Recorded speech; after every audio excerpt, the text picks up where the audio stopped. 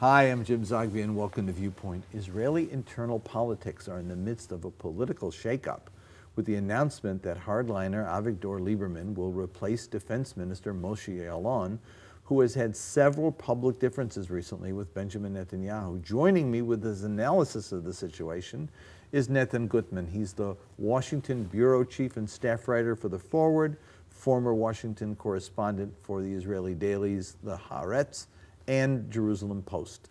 Thanks for joining us, Netanyahus. Thanks for having me. I want to sort of play this out as we saw it play out, because there have been a number of press reports. I've been following the Israeli press on it, and I've read conspiracy theories as wild as anything I've ever seen in the Arab papers. I mean, it was just, you know, this was engineered by the Gulf states and Egypt, and it was engineered by the United States. But as we see the scenario having played out, it looked like Netanyahu not only wanted to expand his coalition, but he wanted to get rid of his defense minister. That's what precipitated it. And if I could, I just want to play out a few of the things. There was this horrific killing of the medic shooting a Palestinian in the streets who was down. A soldier. A soldier, killing a young man who was accused of attacking Israelis and shooting him in cold blood. The deputy minister of defense, the deputy chief of staff rather, issued a very strong statement on Israel Independence Day that was quite striking, actually, for its emotive content. I mean, anytime you refer to the Holocaust is a very powerful thing. Yeah, he actually made it on the Holocaust Memorial Day. On Holocaust Memorial Day, not Independence Day. Let's look at the statement that he made. It was really quite, I thought, quite telling. If there's anything that frightens me about the Holocaust, he says, remembrance, it's the recognition of the horrifying processes that took place in Europe in general and in Germany in particular back then, 70, 80, 90 years ago, seeing evidence of them here today among us in the year 2016. Netanyahu immediately attacked it. And the defense minister defended him. Right. And at that point, coupled with a few other things, Benjamin Netanyahu felt he had. Is that probably the scenario that you think played out, that he wanted to get rid of Yaalon, or was there more to it than that? That was the main factor, definitely. He wanted to get rid of Yaalon because of this, because of the deputy chief of staff issue, because of the fact that while Yaalon was backing the military as it investigated and arrested the soldier who shot the wounded Palestinian, Netanyahu actually phoned the parents of that soldier to support them. And clearly there was friction on this base, and not only friction, Netanyahu himself feels under pressure from his right flank in the government, his partners there in his own Likud party. So definitely Yaalon was becoming a problem, and therefore it made political sense for him to get rid of Yaalon. And he coupled that with a move that would broaden his coalition, because this current Netanyahu government was based until last week on only 61 members of the Knesset, which is out of 120. It's a one-member majority, which means that it's very shaky. If anyone would leave under any circumstances, the government would fall. And therefore, Netanyahu felt the need to broaden his coalition. So this is how he got both goals. He also removed Yaalon from his position and also managed to establish a more stable coalition with 66 members. But he spent weeks in what were supposed to be private negotiations with the Zionist Union, which is the center-left, if you will, coalition, spearheaded by Labor, Isaac Herzog. And then private, but very public. Everybody knew what was going on. And then does this very quick about-face and moves toward Lieberman. What precipitated that shift? Was it a feint to the left? Or was it a serious breakdown in the talks with the left, or was there no intention to do it at all in the first place? I think most people that look at it now, in retrospect, understand that basically Netanyahu was playing Herzog for a fool. He used Herzog to actually somehow invite Lieberman and the right wing into the coalition. There was this veiled threat out there that, look, I'm going to have Herzog and the Labor, the Zionist Union, join me in my coalition. We're going to break to the center. There's this Arab Peace Initiative. Tony Blair is trying to promote some kind of a international political move that will advance a two-state solution. All this was on the table in the negotiations with Herzog, but basically Netanyahu never wanted to close a deal. What he wanted was to somehow urge Lieberman to come in. And that's how he lowered Lieberman's price. Basically, he urged Lieberman to come in and save the right-wing policy from a break to the center, which would happen if he would ever actually bring in Herzog to the coalition. So when I refer to Netanyahu as a maneuverer, I'm not far off. No, and it's surprising because when he started off his career, he was actually known as a not so successful politician. I mean, people knew that he could get elected, but he could never figure out the factions. And now, in the past 3 or 4 years, basically Netanyahu not only has political power, but he also knows how to maneuver the coalition, and he knows how to maneuver the Israeli electorate. And in that sense, he was very successful. He went on this move which managed to weaken his main rival, which is Bougie Herzog and the Zionist Union, because now they just seem clueless. They're in disarray. Right, and there's going to be some kind of re-election inside there, and they're probably going to kick out Herzog sooner or later. So he did that, and he brought into his coalition by expanding it to the right. Speaking about, as I was referring to earlier, about conspiracy theories, there was this initiative announced by Sisi in Egypt to convene a regional peace conference, which Herzog immediately supported, and Netanyahu almost as immediately supported, using the same language. And the suspicion was that the three of them, Herzog, Netanyahu, and al-Sisi, were in an orchestrated move to pave the way for this new right, center-left government. And the very next day, he ends the negotiations and invites Lieberman in, getting Sisi quite upset. Right, and rightly so, because it turned out that Sisi was actually playing a part in the internal Israeli political maneuver here. So you think there was an engineering of a it seems to, based on the reports, that there was, and former British Prime Minister Tony Blair was also involved in that behind the scenes, trying to get this, because basically the only way to get Labour and Herzog into the government is by providing them some kind of a horizon for a peace process. And Bibi Netanyahu obviously doesn't want to and doesn't have the coalition to do that. But if the Egyptian leader comes with a plan, that could either lead to something or lead to nothing, like any other peace process. But it would provide Herzog with the excuse of going into the government. He would be seen as the leader who managed to shift Netanyahu to the center and reignite peace talks.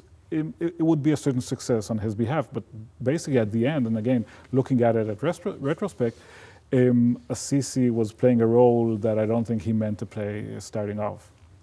Now, in all honesty, right, Yalon is not my cup of tea. But he, on the right, and even among elements in the center, and certainly in the military, he's a respected figure. And he's gone. Right. He's gone. And he did not leave quietly. He gave a pretty tough talk as he stepped down, and I want to just put up a quote from what he said, and then follow it with a quote from Ehud Barak. And the quote is, "Extremist and dangerous elements have overrun Israel as well as the Likud party, shaking up our home and threatening those harm to those in it." And then followed by the quote by Ehud Barak that says, "Israel has been infected by the seeds of fascism. What has happened is a hostile takeover of the Israeli government by dangerous elements, and it's just the beginning. The government needs to be brought down before it brings all of us down. There are no serious leaders left in the world who believe in the Israeli government."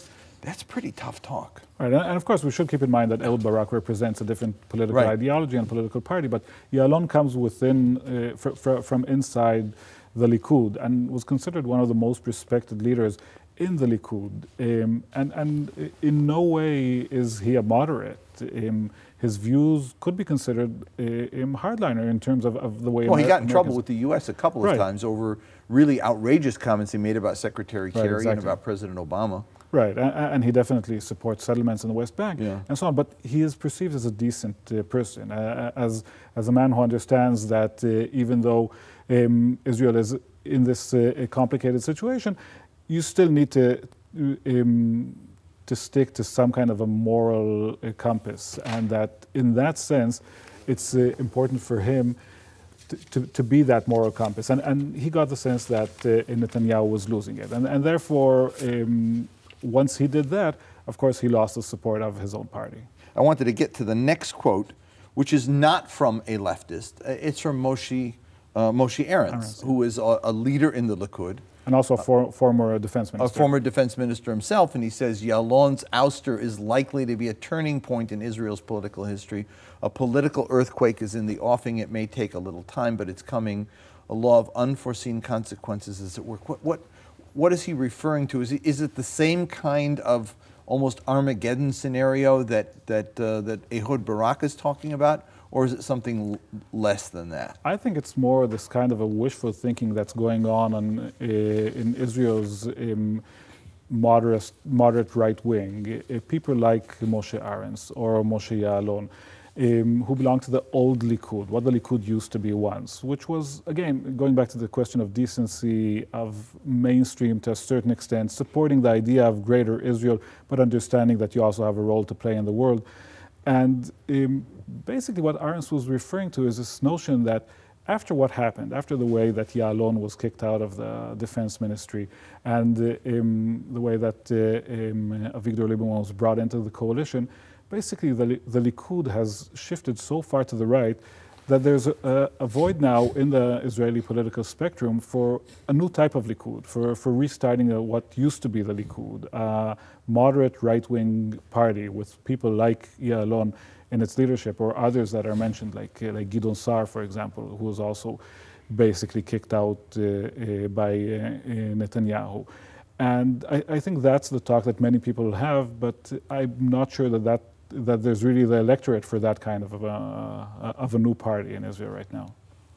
So Ya'alon is replaced by Lieberman, who just 2 years ago, when Lieberman criticized Netanyahu's Gaza war, Netanyahu said some very unpleasant things about Lieberman, never saw a war, has no experience with war, can't even sit through a whole cabinet meeting, and told him basically how to keep his mouth shut. Now he appoints him defense minister. Oh, that's the lovely thing about politics. You can do everything, anything you want. Yeah. But it follows it by saying to those who question whether or not Lieberman is qualified, he says, "Don't worry about it. I'm in charge," which has caused now some people in Israel to worry about the fact that you've got sitting at the top of this government a prime minister who basically does not respect his own cabinet, does not see them playing a role, even though the cabinet is supposed to be the decision-making, doesn't even see a security cabinet as being decisive,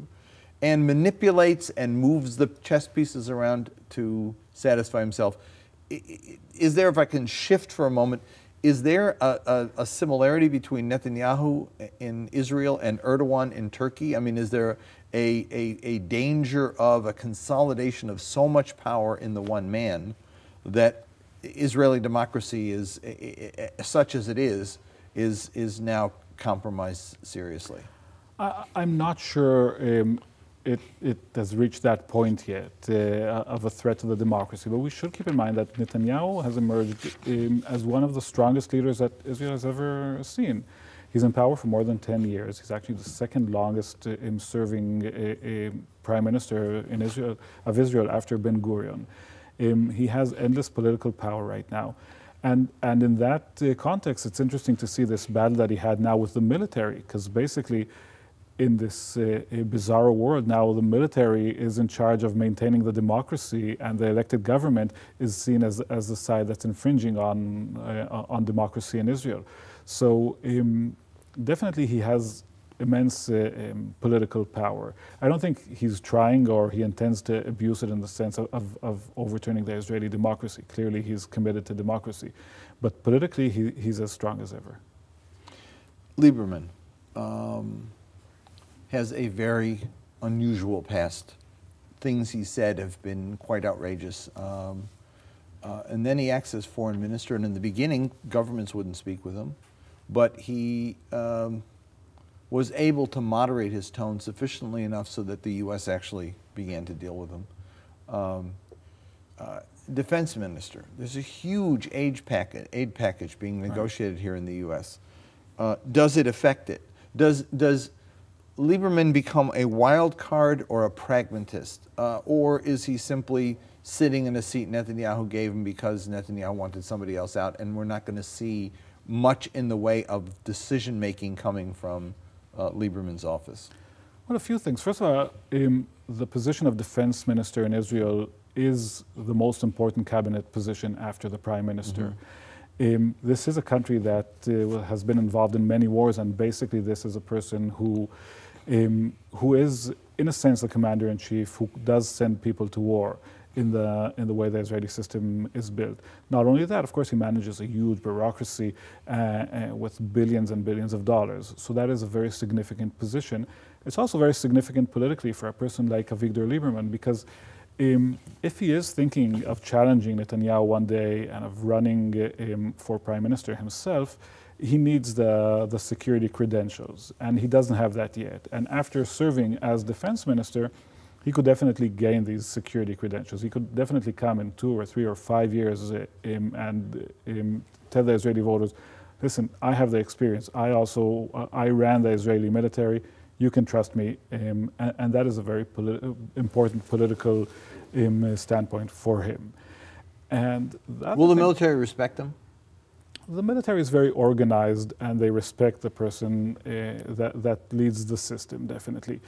However, throughout the years, most of the defense ministers came from within the military establishment. There were former generals, chiefs of staff, like Ehud Barak or Moshe Ya'alon, or had military experience. Very few of them were pure civilians. Arens is one of them. But then there was this recent experience with Amir Peretz from the Labour Party, who was considered a failure as defense minister, and many people attributed that to the fact that he didn't come from within the ranks of the military. So yes, the military will abide and respect, but still there is this gap. They would rather see someone from within. The Israeli system is built in the way that many times you'll see people that went through all the course of the military and then become the top civilian leader of the system. Just for listeners' sake, there were negotiations even after the announcement was made that Netanyahu was going to turn to Lieberman and his party. There were negotiations that had to take place, demands that Lieberman had, and demands that other coalition partners had, terms that had to be set. You want to just go through a little of that, the pension plan issue, the issue of the ultra-Orthodox, issues that had divided that are now being reconciled in this. Talk a little about that, what it took to make this coalition happen. Right, but basically Lieberman gave up on many of these issues. Because we should also remember, it's not only Lieberman, it's a party, and it's basically, at least his party started off as a Russian immigrant party. And that's why the issue of pensions was important for him. These are talking about pensions of Russians who immigrated to Israel in the 1990s, and there's this gap in the pensions that they get. This is his core constituency. A detour for a minute. Yeah. I've polled in Israel a number of times, and what's fascinating to me, from the earliest polling that we did in the 90s, we had to poll in 3 separate languages. You had to do Arabic polling, and you had to do Hebrew polling, and Russian polling. Right. And candidates back then, when they ran for office, would do ads on Russian television because the 1 million or so Russian Israelis would not understand Hebrew television. That's changed somewhat, but there still is a distinct Russian flavor to the party and to the leadership. Talk a little, the pension plan is part of it because they haven't served in the military. Right, of course, and that's why they want to basically get equal rights to the Israelis that were born and lived in Israel and served in the military and so on. But not only that, there are other issues that are specific to this sector that Lieberman represents, and one of them has to do with the relationship with the ultra-Orthodox parties. Many of these Russian immigrants came from a very secular background, from mixed married Jewish-Christian families, and they're having huge problems with the Israeli religious system, which is based on the Jewish Orthodox denomination. that was a source of a contention between Lieberman and the religious parties. He also had to give up on that on a few issues. So these go back to, we tend to think of Lieberman as a right-wing hardliner. That's true, but he's also a representative of a certain constituency that still exists in Israel, even though many of them are already second-generation Israelis. Mm-hmm. I want to shift for a moment to Herzog, who came out with a blistering statement about Netanyahu, was scoffed at by his own party, saying, "Stop pretending to be the opposition. We know you're not." His fate? Pretty gloom, I'd say. The Labour Party, or the Zionist Union, or Zionist Camp as it's called now, is usually not that forgiving with leaders that try and fail. And let's just remember, for the past 3 or 4 decades, most Labour leaders failed. I mean, since Yitzhak Rabin, there hasn't been really a long-standing Labour leadership in Israel. So this is a party that takes revenge at the leaders that fail it. And it's likely that Herzog will be challenged, whether by Sheli Yachimovich, who used to be the head of the party, someone else who will come from inside the party ranks. But frankly, that's not their main problem. The main problem is, if you look at the recent polls, they're no longer the second party, not even the third party in size. They're shrinking all the time. Their supporters are leaving them either to a centrist secular party such as Yair Lapid's, or a few of them to the left, to Meretz, or whatever is left from the left. Which brings me to the issue of the Israel of the 60s and 70s. The 50s, 60s, and 70s was Labor-led. Right. There was a kind of even split with Likud as you moved into the 70s and 80s. Labor's gone, pretty much, as a decisive party in the country. And it appears that the country's moved so far to the right. In any combination of parties you put together to form a government, you can't come up with a left or coalition government that wants peace. That's obviously frustrating to Palestinians. It's very frightening, I think, to the region as a whole, and worrisome here in the United States. Is there the prospect in the offing? What would be the factors that would have to come into play to create a situation where you could move from this right-wing coalition to something different in Israel, or is it out of the question for the foreseeable future? I'd say, without sounding too pessimistic, that chances are slim. The perception of the idea of peace for Israelis, for many Israelis, has shifted. It's not so much that the electorate has shifted to the right. It's this understanding that the right wing that is devoted to the idea of the settlements in Greater Israel just became stronger, and that's clear. The problem is that the left and the center, or mainly the center, started to adopt this notion that the conflict is impossible to solve, that they'll never see a two-state solution in their life, that basically you have to shift a situation in which you manage the risks, you try to make gestures to the international community, to the Palestinians, but that this idea of solving the conflict and living in peace will never happen. And once you accept this idea, Israelis tend to vote differently. They find centrist parties like Yair Lapid's party, Yesh Atid, to be a great option because it doesn't focus anymore on this divide between pro-peace or anti-peace, or pro-settlements or anti-settlements. It basically says, well, you know, this is something, and Lapid himself says this is something that's not going to be solved. Let's deal with other issues. Let's deal with society, with the economy. Let's just try to manage the situation and keep it in a way that we won't anger the world too much, and we won't lead our country to So basically it's biding their time, taking more territory, yes, putting more settlers in the West Bank, on the off chance that no one will notice, that almost in the same way, if I could, that between 48 and 67,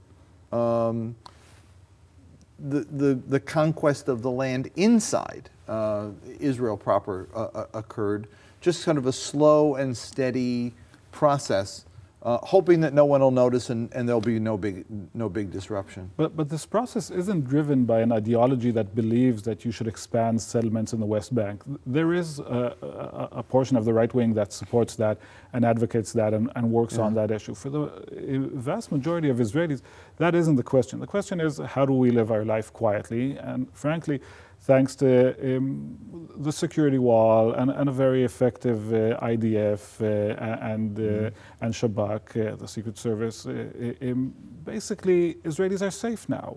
There's always talk about a third intifada. The third intifada isn't happening, and Israelis feel safe.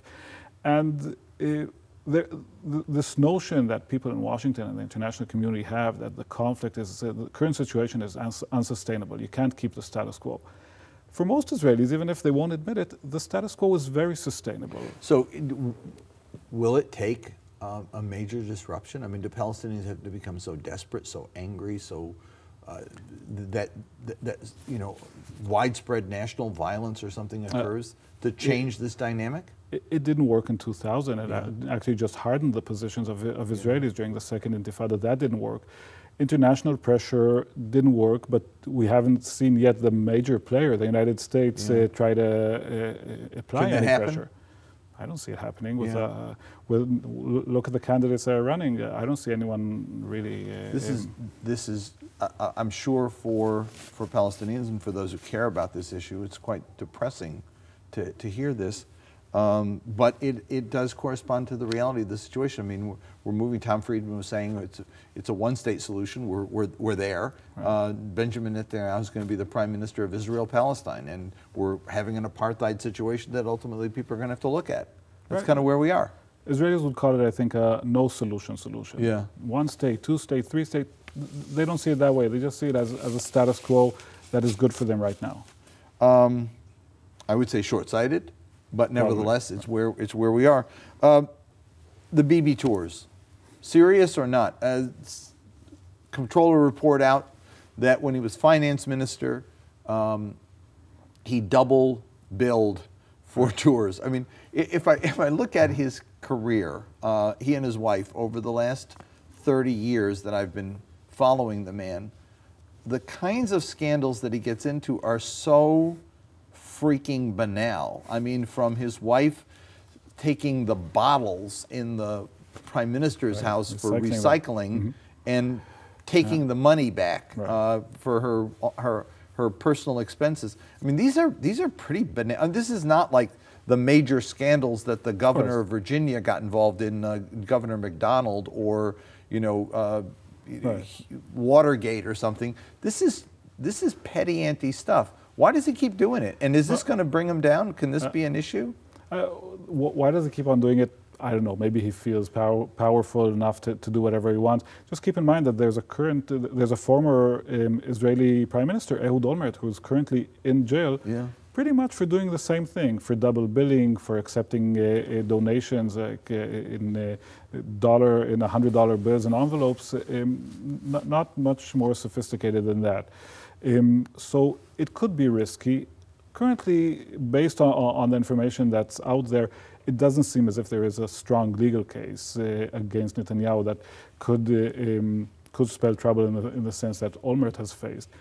However, in the public perception, that is a problem, because there is this image that's being established of the royal couple, and Benjamin and Sarah Netanyahu, who live in this fancy mansion, who travel at the expense of international donors to the French Riviera and stay at fancy hotels.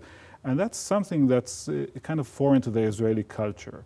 So in the long run, this could impact Netanyahu, but I don't think that on the criminal level there's anything there. Thank you so much, Natan. A very depressing but a very real portrait of a political situation that is still evolving, but not in a positive direction. Thank you.